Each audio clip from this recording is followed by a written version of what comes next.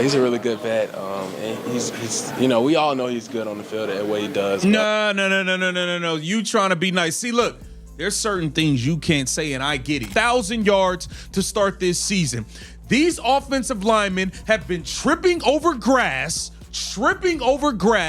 blocking air as they refuse to block humans in the opposite color uniform, and now it's affected him as well. He was gonna get 1,000 yards. He ain't gonna get it now. He's not gonna get it now. You gotta have some dudes that aren't sabotaging, that actually want to block people and put their asses in the dirt.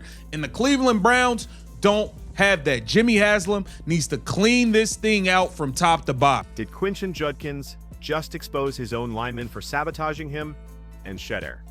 He didn't blame the quarterback at all. He certainly knows that when the line fails, both the run game and the quarterback pay the price. Judkins tried to keep it respectful, and that alone tells you a lot. He didn't come out swinging.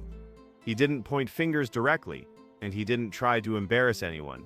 Instead, he chose his words carefully, praised the talent around him, and stayed professional. The kind of approach you take when you're still trying to win games and protect the locker room. But between the lines, the frustration is obvious. A running back with his talent should not be fighting just to get basic lanes, and a quarterback like Shedeur should not be under constant pressure first if plays even have a chance to develop. Judkins and Shedeur are doing what they are supposed to do, showing up, competing, and producing when given even a sliver of opportunity.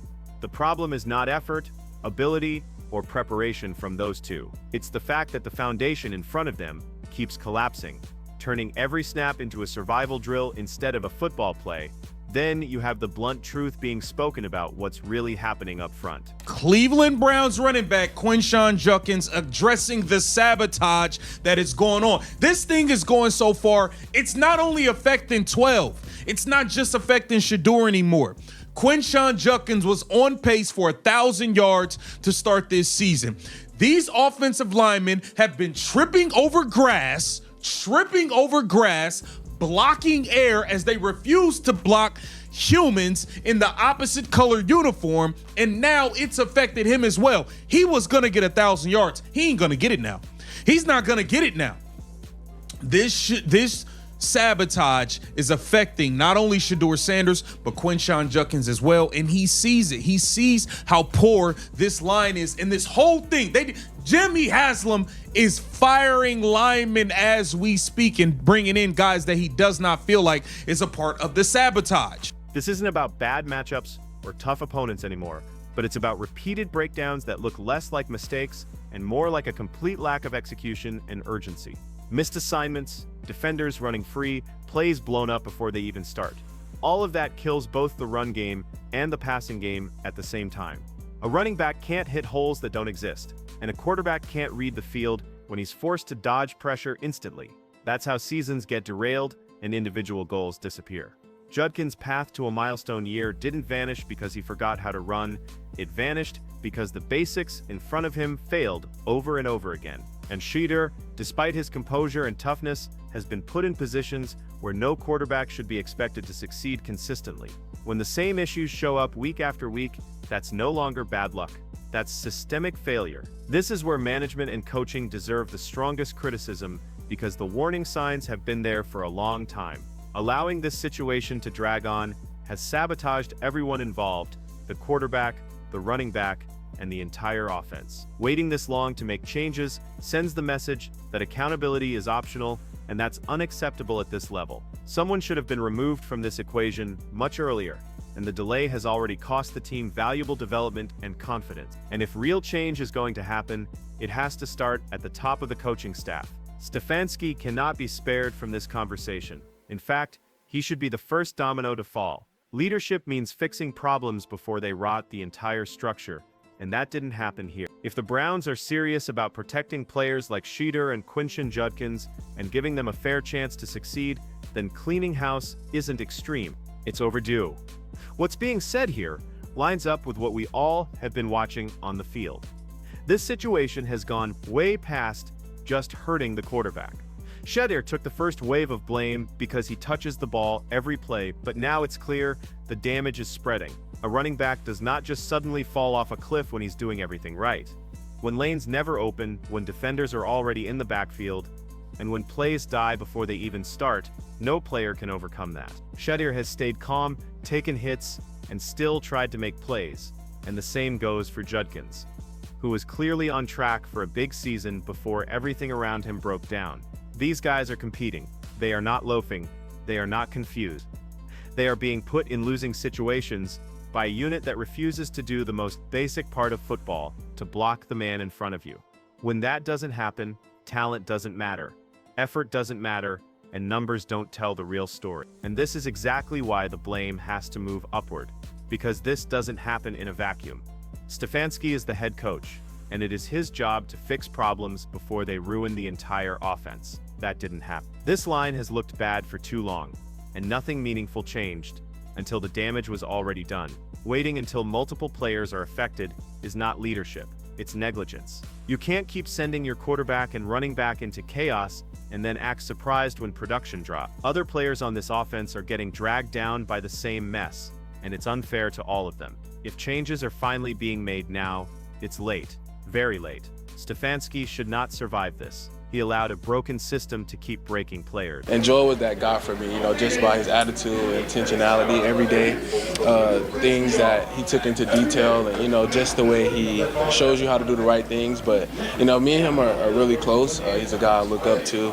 I went to his give back event like maybe 2 weeks ago, so he's a really good vet. And he's we all know he's good on the field at what he does. No. You trying to be nice. See, look. There's certain things you can't say, and I get it. You got a job to keep over there. You work for these people and with some of these sabotagers. But that's why we hold you down and we say the things you can't say. We got you. Don't worry about it. If the Browns truly want to protect Shedeur, Judkins, and the rest of the roster, accountability has to start at the top. Don't worry about it. This move fits the same pattern fans have been calling out all season. The Browns keep shuffling pieces, benching players, making surprise roster moves, and hoping problems magically fix themselves. They gambled that no one would notice a lineman who actually held his own, and they lost that bet. Now another team benefits while Cleveland stays stuck with the same protection issues. Yes, it was a small sample, but when your line has been this bad, you don't throw away anyone who shows promise, especially not when your quarterback is getting sacked 5 times in a game and playing hurt. Shedeur isn't failing. He is being failed by decisions like this, and so are the other skill players trying to do their jobs. At some point, accountability has to hit the top. A 3-11 record doesn't happen by accident, and it doesn't fall on the players taking the hits. These are front office and coaching failures, plain and simple. Stefanski keeps talking about trust and process, but the results say the process is broken. Letting the offensive line help slip away while your quarterback is under siege is inexcusable. If this team truly wants to stop the sabotage and protect its young talent, changes have come fast, because right now, the Browns aren't just losing games, but they are also losing trust, players, and any excuse left to defend the leadership. I like when we kind of talked about how it's been a difficult season for him as a coach, because there's not so much change in the office. Quinshon, like we kind of talked about just how it's been a difficult season for him as a coach because there's so much change in the offense. Like, how tired, Because they're losing, obviously, but I feel like for myself, I never was in a situation or was in a position where I've lost this much or... See, and this is where the losing has an effect and can affect the culture and the mindset of your young player. This exchange shows how deep the damage really is, and it's bigger than just wins and losses. Judkins is being honest without trying to complain.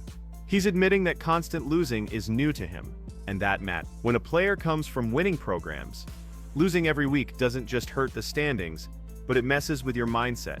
It wears you down mentally, especially when you know you are doing your job. But the results never change. The point being made about culture is real. Losing becomes normal if leadership allows it to stay that way. That's why this is so dangerous for young players. Judkins is trying to stay positive, leaning on veterans, and holding it together. But that doesn't erase the fact that week after week of failure changes how players think, prepare, and believe. And none of this is happening because Judkins suddenly forgot how to run or compete. It's happening because the team around him keeps putting him in positions where winning isn't even realistic. Now imagine how much worse this has been for Shedeur. He's taken the most heat, the most hits, and the most disrespect. Before the losses piled up, he was already being mishandled. Limited reps, mixed messages about injuries, and being pushed aside instead of being protected. That stuff sticks with a quarterback. Confidence matters, rhythm matters, and trust matters. And Stefanski damaged all, while Judkins is struggling to adjust to losing.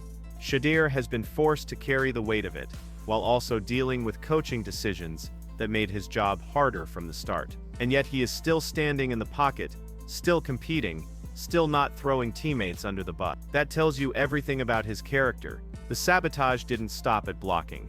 It reached culture, preparation, and leadership. If the Browns don't clean this up fast, they are not just hurting one season, they are hurting the future of players who deserve far better than what this coaching staff has given them. If you want to see real change for the Browns, make sure to like and subscribe for more honest breakdown. And what do you think the Browns need to do first to fix this mess?